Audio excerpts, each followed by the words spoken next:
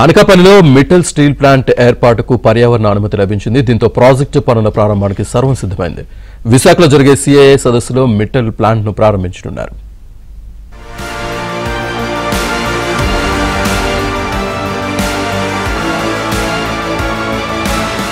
పారిశ్రామికాభివృద్ధిలో AP మరో కీలకమైన మైలురాయిని అధిగమించింది. అనకాపల్లి సమీపంలో మిట్టల్ స్టీల్ ప్లాంట్ కు పర్యావరణ అనుమతులు వచ్చాయి. 1.5 లక్షల కోట్ల రూపాయల పెట్టుబడితో ప్రతిష్టాత్మకంగా ఏర్పాటు చేయనున్న ఈ స్టీల్ ప్లాంట్ భారతదేశంలోనే అతిపెద్ద గ్రీన్ ఫీల్డ్ ఉక్కు తయారీ కర్మాగారంగా రికార్డు సృష్టించనుంది.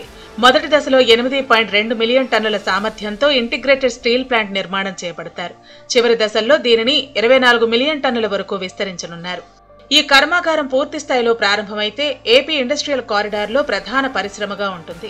దీనికి అనుబంధంగా ఉక్కు ఆధారిత అవుట్పుట్ యూనిట్లు, మిషనరీ తయారీ క్లస్టర్లు, లాజిస్టిక్స్ నెట్వర్క్లు మొదలైనవి అభివృద్ధి చెందుతాయి. దరఖాస్తు చేసుకున్న వెంటనే ప్రభుత్వం 3 నెలల్లో అవసరమైన భూమిని కేటాయించి పరిశ్రమ ఏర్పాటుకు అవసరమైన అన్ని అనుమతులు తీసుకునే వరకు సింగిల్ విండో విధానంలో పూర్తి సహకారాన్ని అందించింది.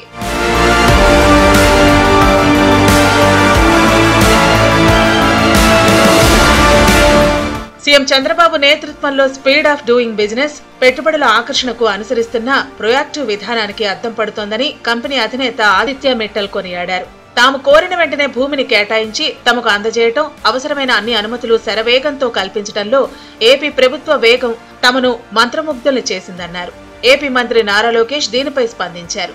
అతి తక్కువ సమయంలో ఈ ప్రాజెక్టుకు అనుమతులు మంజూరు చేయడం ద్వారా ఏపీ ప్రభుత్వ వేగం, పారదర్శకత, సమర్థత పరిపాలన ప్రతిబింబిస్తున్నాయన్నారు. సీఎం చంద్రబాబు నాయకత్వంలో ప్రపంచ ప్రమాణాలకు అనుగుణంగా పారిశ్రామిక సహాయక వ్యవస్థను అభివృద్ధి చేశామని లోకేష్ పోస్టు చేశారు.